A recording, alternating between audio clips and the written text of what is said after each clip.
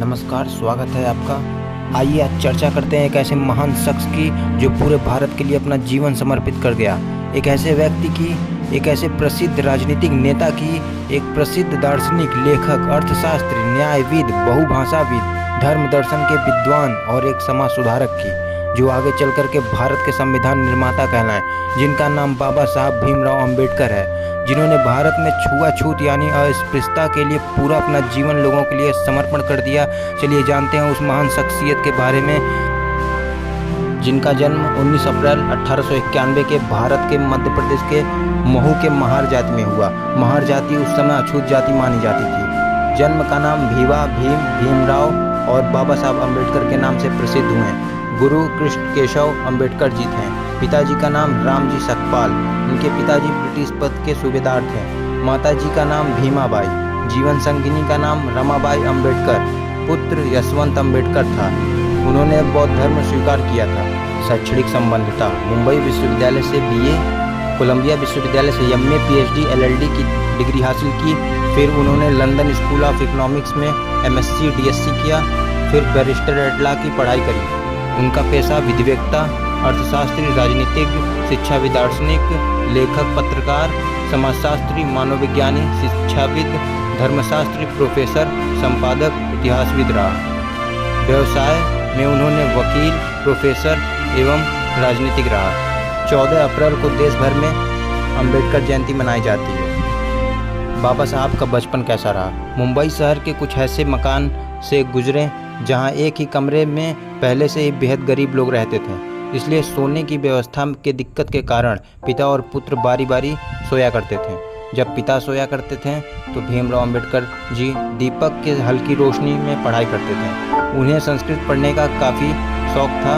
उनकी इच्छा हमेशा से संस्कृत पढ़ने के लिए रही, परंतु छुआछूत की प्रथा के अनुसार निम्न जाति के लोग संस्कृत नहीं पढ़ सकते थे। केवल उच्च जाति के लोग ही संस्कृत की शिक्षा ग्रहण कर सकते थे। बाबा साहब अपमानजनक स्थितियों का सामना करते हुए धैर्य और वीरता के साथ पूरी शिक्षा हासिल करी। जन्म से ही मेधावी छात्र होने के नाते सयाजीराव गायकवाड़, बड़ौदा के महाराजा ने डॉक्टर भीमराव अंबेडकर को विदेश में उच्च शिक्षा के लिए भेज दिया। बाबा साहब जी के पास 32 डिग्रियां और 9 भाषाओं के बेहतर जानकार थे। राजनीतिक में शेड्यूल्ड कास्ट फेडरेशन, स्वतंत्र लेबर पार्टी, भारतीय रिपब्लिकन पार्टी दल से थे। संविधान के प्रारूप समिति ड्राफ्ट कमेटी के अध्यक्ष भी रहे। बाबा साहब सिर्फ ऐसे भारतीय थे जिनकी तस्वीर लंदन के पोर्ट्रेट लंदन संग्रहालय में कार्ल मार्क्स के साथ फोटो लगी हुई है। 1956 में बाबा साहब ने धर्म परिवर्तन कर बौद्ध धर्म स्वीकारा एवं उनके साथ लाखों लोगों ने इस धर्म को अपनाया। कुछ विशेष बातें, बाबा साहब भीमराव अंबेडकर जी की स्मारक दिल्ली में उनके घर 26 अलीगढ़ रोड में स्थित की गई। अंबेडकर जयंती पर सार्वजनिक अवकाश रखा जाता है। 1990 में मरणोपरांत सर्वोच्च नागरिक सम्मान भारत रत्न से उन्हें सम्मानित किया गया।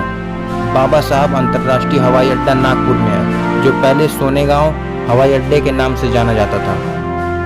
अंबेडकर जी का एक बड़ा आधिकारिक चित्र भारतीय संसद भवन में प्रदर्शित किया गया।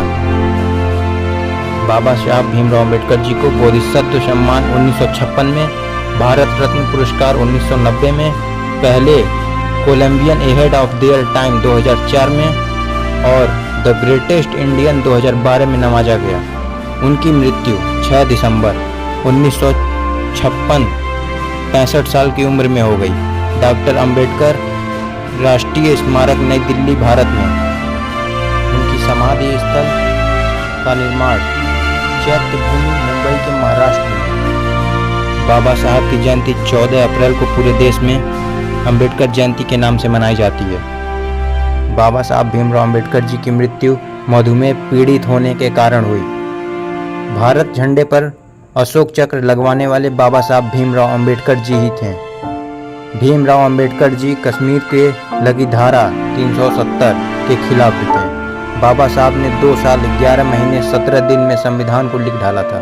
दोस्तों, हम सभी लोग बाबा साहब भीमराव अंबेडकर जी के जीवन के बारे में कुछ संक्षिप्त जानकारियाँ उनके विषय में जानें। मिलते हैं अगले वीडियो में नए जानकारी के साथ। तो आज की वीडियो यहीं ख़त्म करते हैं बाबा साहब के कुछ पंक्तियों के साथ। ना मस्जिद की बात होगी, ना शिवालों की बात होगी, प्रजा बेरोजगार और पहले निवालों की बात होगी। मेरी नींद को दिक्कत ना भजन से है ना अजान से है, मेरी नींद को दिक्कत मरते हुए जवान और खुदकुशी करते हुए किसान से है। मिलते हैं अगले वीडियो में नए जानकारी के साथ। तब तक के लिए नमस्कार, जय हिंद, जय भारत।